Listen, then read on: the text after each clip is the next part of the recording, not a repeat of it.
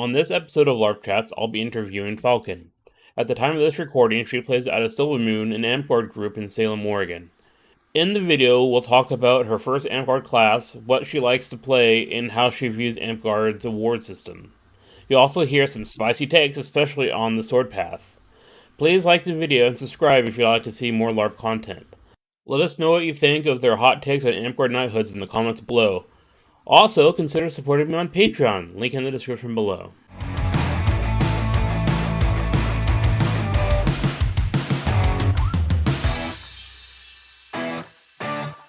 Hello, and welcome to LARP Chats. This time we have Falcon. They've been playing for 20 years? Yep. Yeah, that's quite a while. Thanks. So, what does Amtgard mean to you? I think of it as a place that I can be comfortable with the side of myself that's not always accepted in normal society. You know, it's where you can go and it's all about the fantasy side of stuff. So it's a good social outlet, and you just kind of feel comfortable to be normal, of your own normal. Yeah, I understand that. So what do you find fun about Amtgard? I really like obviously the social side of it. Like I said, I really enjoy that aspect of Amtgard. And I have found that as I've gone on in my time at Amtgard, that the most fun part about it for me is the leadership and the organization, like organizing things, and that whole aspect of it, and guiding the new people that come in and play. You're one of the first interviewers that doesn't play the game as much, like battle games, but I know you have played them before. So what kind of classes, when you do play, do you like to play? So when I can still take the battlefield, or when I'm able to now, I actually really enjoy the archer class. That's pretty good. What got you into the archer class? Well, I did a lot of archery before I even joined Amtgard. It was actually a class when I was in high school. So once I actually got my own bow and learned how to make the arrows and everything, it just became more appealing to me to focus more on that. And I'm not a huge fan of spell casting myself. So I stayed away from the other classes that can take bows, because archer was more focused on just shooting people. Yeah, that makes sense. It's been a while, but can you remember back when you first started playing, what kind of class you really like to play? Was it still archer? I do remember what my first class was. It was assassin. My step-uncle had recommended that that's the class that everybody starts with, and so of course that's what I started with. And my really good friend at the time was also really good with assassin, and so that's just what I played for, I think, probably the first 2 years. And that was in V7, at the beginning of V7? I think that was even before V7. V6? That was like 2002 or 2003, so... Oh, okay. It was a few versions ago. It was a few versions ago, yeah. Amtgard isn't just about battle gaming and fighting and stuff like that. There's also the community aspect. And there's a award system. So how do you view the award system? This is actually something that I've been thinking about more recently as I took on being holder of SIlvermoon. Before, when I did the Chancellor and KPM positions, it wasn't really something I thought about much. But now it's more something that's kind of in my mind. And actually, I both like and dislike how subjective most of the awards are. At this point, the only one that I think that has some really hard lines is the Warrior award line, and that's only after you get to a certain level. Everything else, it leaves a lot of room. So you have people who can go, and some of the paths also kind of cross over. So you have people who can go, this is the path that I'm on, and these are the things that I'm doing for that. And then the person who's giving out the awards can look at that and go, I think this act, falls under this, or this construction falls more under, like a dragon instead of an owl, or an owl instead of a dragon kind of thing, depending on, what that person's going for, what level they're at. And I think I enjoy the fact that there's a lot of subjectivity to being able to hand out awards. And especially here in the Pacific Northwest, I really like how much we try to encourage giving out those awards. I hear a lot of things about people or places being, to use the term gatekeeping. You know, there's a lot of people out there that try to say that there's, you know, a lot of gatekeeping out there, keeping people away from awards. And I feel like we are starting to lean more towards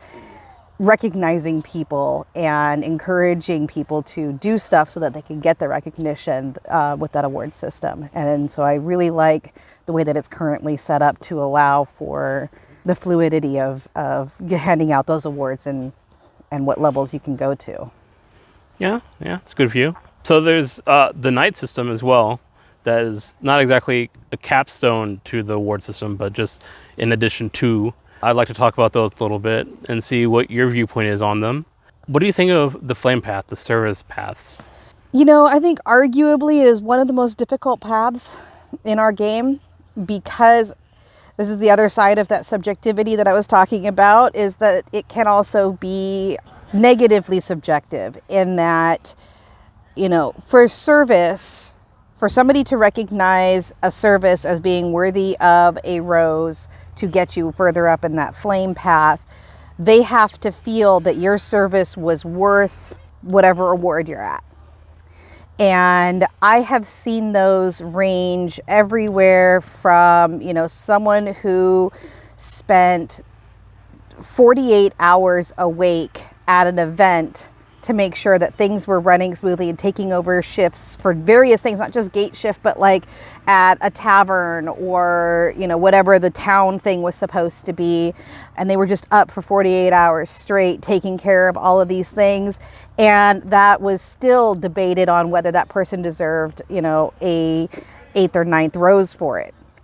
And then on the other side of that, I have seen where someone just remembered to bring out, you know, a case of water every weekend to their park, and, you know, then they get that high level award. And so there's been some debate back and forth on what qualifies somebody to be able to get to that, you know, top rank at the flame path and then on to that knighthood.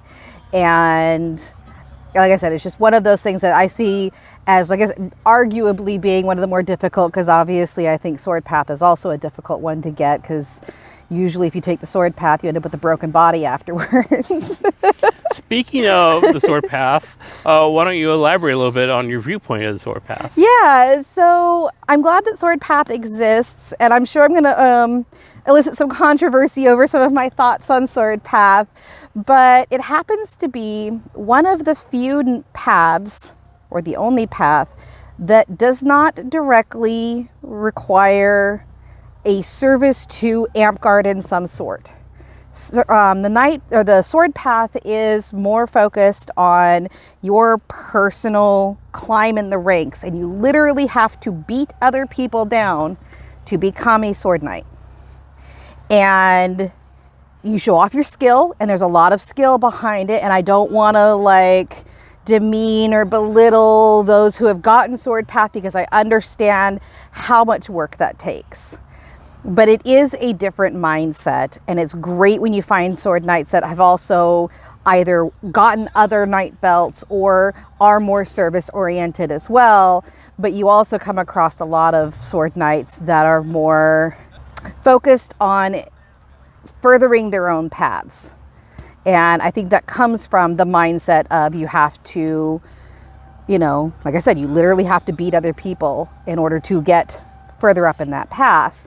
But it takes a lot, because there's a lot of really skilled fighters out there, and the requirements to get a higher level sword warrior title or award, you know, definitely gets harder and harder as you go up. And then, like I said, I definitely don't want to belittle or demean the skills that it takes to get there. It's just, you know, a different mindset than every other belt path that there is. All right. We'll see if there's any controversy when people read this or listen to this, and I'll make sure to let you know. Yeah, you know, send the hate mail my way, you know. So the next knighthood that I'd like to talk about is Serpent Path. What do you think of our arts and crafts knighthood? I love that one. As a matter of fact, it was one of those that I was aiming for a long time in the game, because I really like to craft. But at this point, it's harder for me to get projects completed or to even sit at my sewing machine, which is where my original path was in that one. I do like that there is that there are so many options along arts and science. Actually, one of the other members of my belted line recently asked me about a new art form to Amtgard. And she wanted to make sure that it was going to be one of those things that was okay. It's specifically, it's a shibari knots. The entry is specifically going to be done on a clothed mannequin, and they're just going to do the knots over the top of it. And she was asking me, is this even okay to enter? And I was like, it is. It's okay to enter something like that into an arts and science competition because shibari is an art. Yeah. If they're doing it artfully, we've had questions about belly dancing, and should that be allowed at Amtgard and all of that. And it's like, there are ways to do these things tastefully. And then, it's no different than somebody bringing in artwork that might be a little questionable as far as, whether it's appropriate to bring out to a public setting or not. And what it comes down to is it's still art. And as long as it's tastefully done, tastefully presented, it's great. And as far as using that to then climb up, again, we come to the subjective side of things in that, it's harder to find people to accurately judge artwork specifically, or, various crafts, tatting. I've had, because I do tatting, and I've had people say, oh, how is someone going to judge that? Nobody knows how to do it. And there are ways of making sure that you have judges that have information on that. You can, find out ahead of time, or let your judges know, or your coordinator know ahead of time, this is the thing I'm going to be entering, so that they can have their judges look it up or something. But ultimately, I do like that in order to get that serpent belt, there are so many different ways you can get up there. Those that make clothing and accessories are able to do group projects. Artists can add to the higher level awards that go out. There's all sorts of different options out there for that path. And arts and science definitely encompasses a lot of different schools of knowledge. It's a very thorough answer. Thank you. It was my favorite one at first. So speaking of your favorite one, I don't know if it's your favorite one, but it's the one that you're the highest ranked in right now, because you just recently got your Master Crown, I believe. Yes, I did. So let's talk about Crown Knighthood and how you view the knighthood of that path. One of the nicest things about the Crown path is that when you look at a Crown Knight, that at least a majority level of the knights agree that that person led with some degree of excellency. And that if you're looking at a Crown Knight, you can go up to them and be like, hey, how do I run a park? Do this position, regent, or whatever level of leadership, that person has handled that at some point. Or if you're having trouble with your own, or you're having trouble with the negative feedback that you get from people, that there's people out there that empathize with that as they've been in those positions. They've had that negative feedback, because it's impossible to get to Master Crown or to Crown Knight without having people give you negative feedback. There's just no way to do it. You can't make everybody happy. Yeah. The one thing that I don't like about the Crown path is that, at this point at least, I don't think there's anything that says it in black and white, but as far as the mentality here goes, you have to do some level of kingdom office in order for people to start considering you for your Crown Knight. And on one level, I like that, because it encourages people to then, step outside of your comfort zone and do something bigger than just on your local level. Yeah.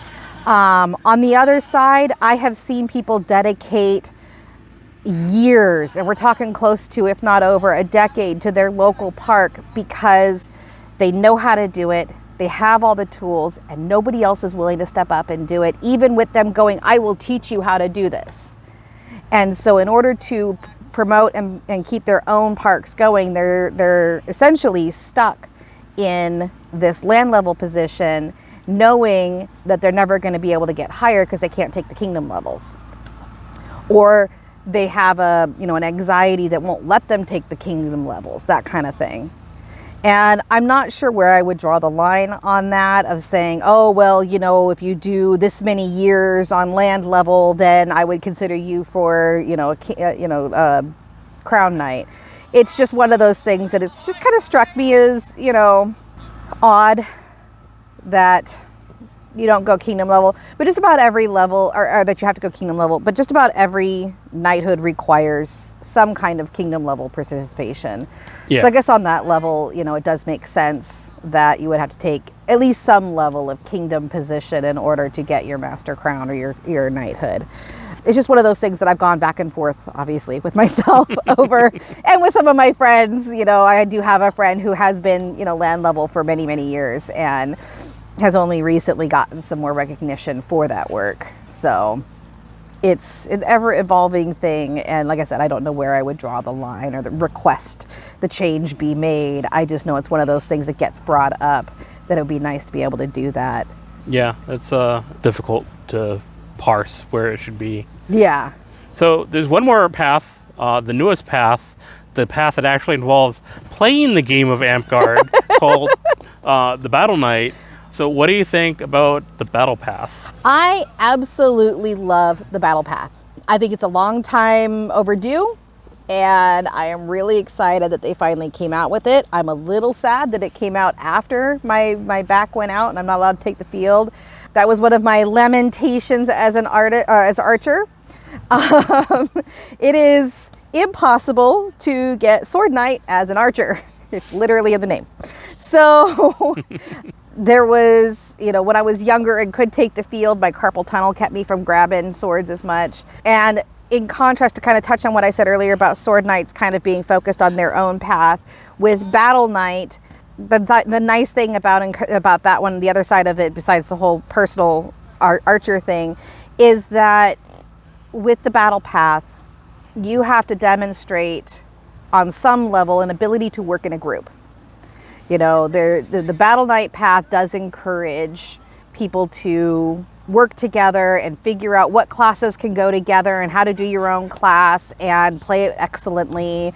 And that, again, that kind of community level participation in order to get a knighthood in a battle setting. So with the Sword Knight, it's it's a fighting path, but it's focused on yourself. With the Battle Knight, you got a fighting path that is more encompassing of like what I feel about Amtgard, which is the community side of it. And so I was really excited when they came out with Battle Knight. Yeah. Even though I knew I was never going to get it, it was one of those things that I wanted to see other new people coming in being able to do as well. Yeah.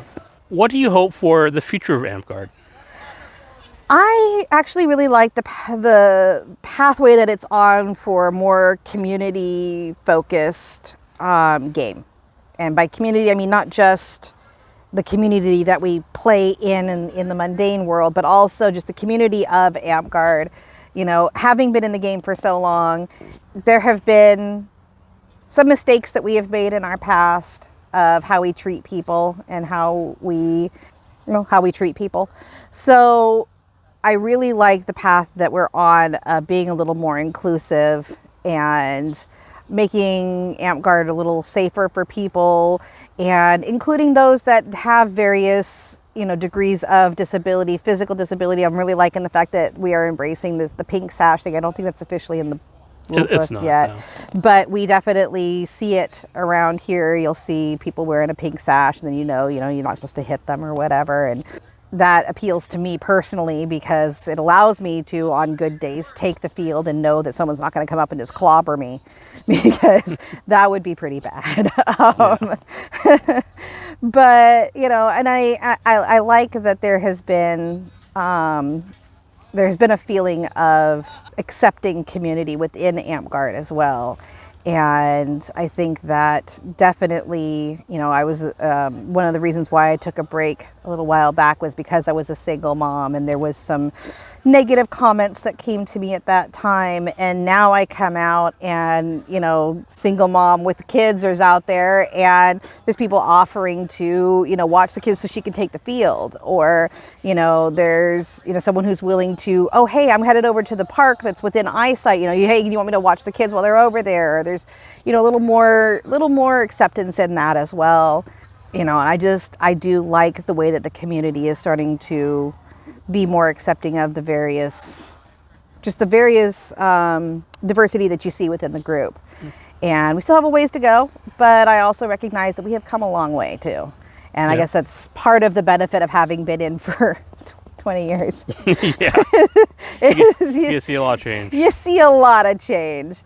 And so, yeah, I'm excited to see kind of where it goes in the future. So on a more personal level, what do you think will keep you engaged in Amtgard going forward? Mostly, my kid definitely keeps me in Amtgard. I think even if I wanted to quit at this point, his enthusiasm for it, he picked up the rules and he has a focus on Amtgard that is really great, and he is welcomed. And when he doesn't understand things, nobody gets exasperated or angry with him. They explain it and then they move on, and it's really great. And so that kind of helps keep me engaged, and that he's taken care of. And then my side of it is I really enjoy helping mentor the next generation of Amtgarders. So having taken on so much of a leadership role once I came back from my break, I found a real passion for organization and mentoring. So guiding things and making sure that the park is still running smoothly, and that when I was doing the kingdom stuff, that stuff was running smoothly, and just making sure that people felt comfortable and that information and resources and stuff like that was available to them. So going forward, I think that's kind of what keeps me in, is at least having some level of being able to do something like that. I know I have to take a break at some point. I was told I'm not allowed to take office every year, but Yeah, burnout is a thing. I think I took 3 months off. So, I did take a small break, but I really do enjoy it. So Wow, that's good. there's that. Well, I'd like to thank you for coming on LARP Chats. Appreciate it. This has been LARP Chats. Falcon has been our guest, and I'd like to thank them for coming on, and we'll catch you next time.